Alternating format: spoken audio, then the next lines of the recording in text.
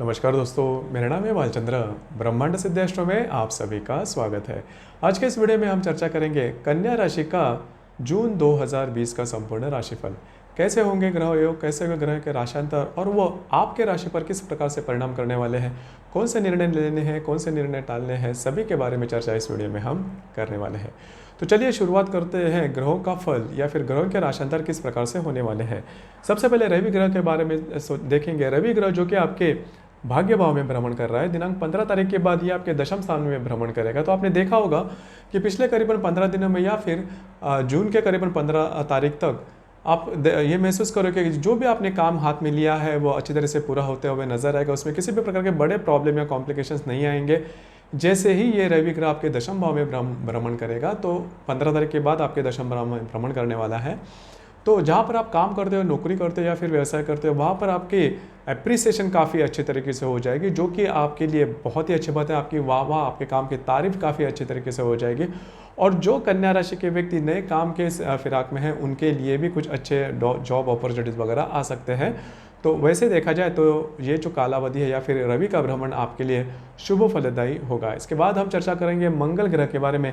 मंगल ग्रह आपके षष्ठ भाव में है और दिनांक 18 तारीख के बाद ये आपके सप्तम भाव में भ्रमण करेगा। तो पिछले करीबन एक आध महीने में देखा होगा आपने कि आपके सेहत के बारे में छोटे मोटे प्रॉब्लम या कॉम्प्लिकेशंस आ रहे हैं। अगर आप किसी व्याधि से अगर ग्रस्त हो तो उसके संदर्भ में भी, या फिर आप अगर एलर्जिक हो तो भी आपने महसूस किया होगा कि प्रॉब्लम कॉम्प्लिकेशन आ रहे हैं। तो मेरे ख्याल से 16 तारीख के बाद का जो समय, 18 तारीख के बाद का समय है, जैसे ही मंगल आपके सप्तम भाव में भ्रमण करेगा, तो ये जो सारी बातें हैं मतलब आपके स्वास्थ्य के संदर्भ में वो पूरी तरह से नॉर्मल हो जाएगी। और जैसे ही सप्तम भाव में ये मंगल भ्रमण करेगा, तो अगर आपकी शादी हुई है तो आपके जो वैवाहिक जोड़ीदार होंगे उनको उनसे लेकर छोटी मोटी बातों को लेकर तकरार वगैरह हो सकते हैं। तो उसके ऊपर थोड़ा सा ध्यान रखना आवश्यक है। इसके बाद हम चर्चा करेंगे बुध ग्रह के बारे में। बुध ग्रह आपके दशम भाव में भ्रमण कर रहा है। दिनांक 16 तारीख के बाद यह वक्री अवस्था में जा रहा है। तो जहाँ पर आप काम करते हो, नौकरी करते हो या फिर व्यवसाय करते हो, वहाँ पर आपके उम्र से जो छोटे लोग हैं, उम्र से जो छोटे जो भी होंगे आपके सहकर्मी, उनसे आपको तकलीफ वगैरह हो सकती है या फिर स्ट्रेस लेवल इतना ज़्यादा बढ़ सकता है तो आप थोड़ा सा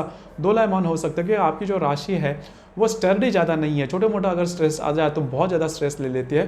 तो अगर ऐसी कोई बात होती है तो बिल्कुल भी घबराना नहीं, काम पर डटे रहना और काम बिल्कुल भी छोड़ना नहीं। अगर आप छोड़ते हो तो बहुत बड़ा खामियाजा भुगतना पड़ सकता है। तो ध्यान रखना काफ़ी ज़्यादा आवश्यक है। इसके बाद हम चर्चा करेंगे गुरु ग्रह के बारे में। गुरु जो ग्रह है वह आपके पंचम भाव में भ्रमण करेगा और दिनांक 30 तारीख के बाद वह आपके चतुर्थ भाव में भ्रमण करेगा।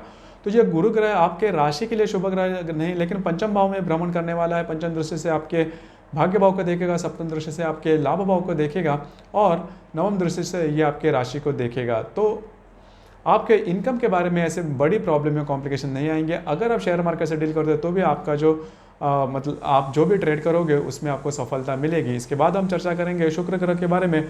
शुक्र जो ग्रह है वो आपके भाग्य भाव में भ्रमण करेगा और वो आपके राशि के लिए काफ़ी महत्वपूर्ण है, लेकिन वो वक्री अवस्था में रहेगा। दिनांक 25 तारीख के बाद ये मार्गस्थ होने वाला है। तो अगर आपने कोई बड़ा काम हाथ में लिया है, अगर आपने कोई बड़ा डिसीजन लिया है, तो उसके संदर्भ में थोड़े बहुत डाउटफुल आप रहोगे, थोड़े बहुत संदेह आपके मन में रहेगा। और पैसे के मामले में भी अगर देखा जाए तो कॉम्प्लिकेशंस बने रहेंगे।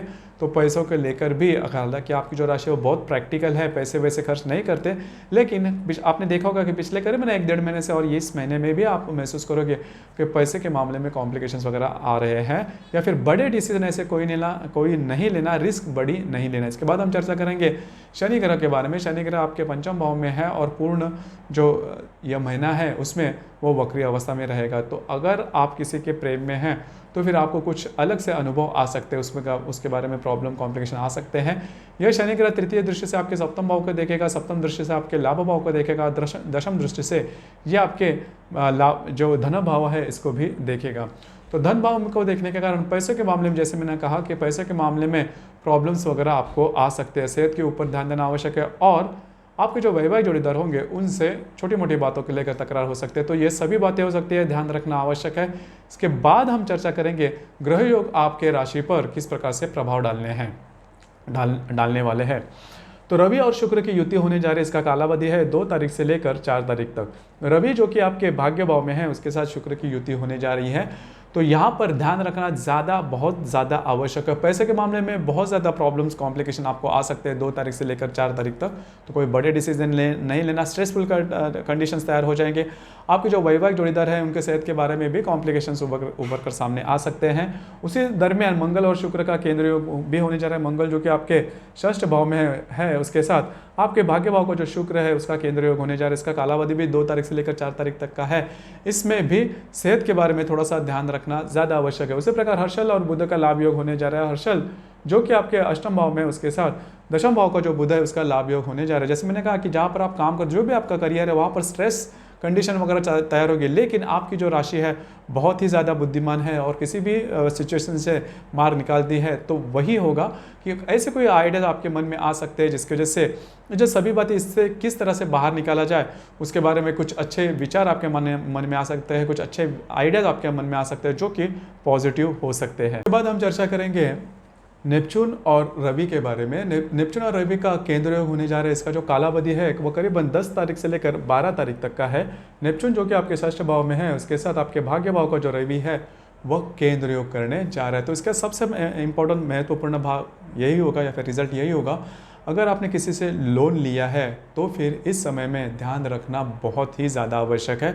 अगर आपने किसी से पैसे लिए हैं, लोन लिया है, तो आप कॉम्प्लिकेशन में फंस सकते हैं। या फिर इस दरमियान किसी भी प्रकार के बड़े निर्णय नहीं लेना। इसका जो कालावधि है वो करीबन 10 तारीख से लेकर 12 तारीख तक का है। अगर आपने कहाँ पर डिफ़ॉल्ट किया है तो भी आपको प्रॉब्लम आ सकती है। इसके बाद हम चर्चा करेंगे नेपच्यून और मंगल की युति जो कि आपके षष्ठ भाव में होने वाले हैं। यहाँ पर आपके स्वास्थ्य के बारे में ध्यान रखना काफ़ी ज़्यादा आवश्यक है। स्वास्थ्य के बारे में कॉम्प्लिकेशन उभर कर सामने आ सकते हैं, ध्यान रखना बहुत ही ज़्यादा आवश्यक है। जहाँ पर आप काम करते हो, नौकरी करते हो या फिर व्यवसाय करते हो, वहाँ पर के जो लोग हैं उनसे भी आपको प्रॉब्लम वगैरह हो सकती है। तो स्ट्रेस लेवल बढ़ सकता है, ध्यान रखना बहुत ही ज़्यादा आवश्यक है। उसी प्रकार अब जो मैं ग्रह योग आपको बता देने जा रहा हूँ वो बहुत ही ज़्यादा महत्वपूर्ण है। रवि और राहु की युति होने जा रही है आपके व्यय भाव में, और ये जो भाव है रवि और राहु की युति होने जा रही है आपके दशम भाव में, जो बहुत ही ज़्यादा महत्वपूर्ण है। मैं शुरुआत से ही कह रहा हूँ कि आपका जो करियर है उसके बारे में इस महीने में बहुत ज़्यादा कॉम्प्लिकेशन आ रहे हैं। तो ये जो रवि राहु की युति है उससे ग्रहण कहा जाता है, वो ग्रहण का योग आपके दशम भाव में बन रहा है।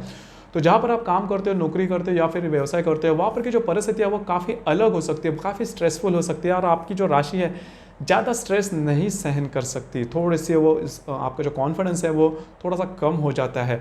लेकिन यह जो मतलब दिन है 19 तारीख से लेकर 22 तारीख तक, इनमें ऐसी कोई भी बात अगर होती है तो खुद पे ऊपर पूरे से अमल रखना, खुद को बिल्कुल भी कम नहीं आंकना और थोड़ा सा स्टर्डीनेस दिखाना जिसकी वजह से ऐसी कोई बात नहीं हो। और किसी भी प्रकार के बड़े निर्णय बिल्कुल भी नहीं लेना, क्योंकि आपका ये व्ययश भी है, दशम भाव में वक्री होगा, तो आपके जो करियर के मामले में ये कॉम्प्लिकेशंस या प्रश्न चिन्ह खड़े कर सकता है। तो ध्यान रखना बहुत ज़्यादा आवश्यक है। उसी प्रकार जो पूर्णिमा है वो भी 5 तारीख को होने वाली है, तो पूर्णिमा के दिन भी किसी भी प्रकार के बड़े निर्णय नहीं लेना। तो दोस्तों ये था कन्या राशि का जून 2020 का संपूर्ण राशिफल। आपको ये राशिफल कैसे लगा, आपने किस तरह से अनुभव किया, इसके बारे में नीचे कमेंट बॉक्स में ज़रूर कमेंट करना। और अपना जो चैनल है ब्रह्मांड सिद्धि एस्ट्रो, इसे लाइक शेयर सब्सक्राइब ज़रूर करना। धन्यवाद।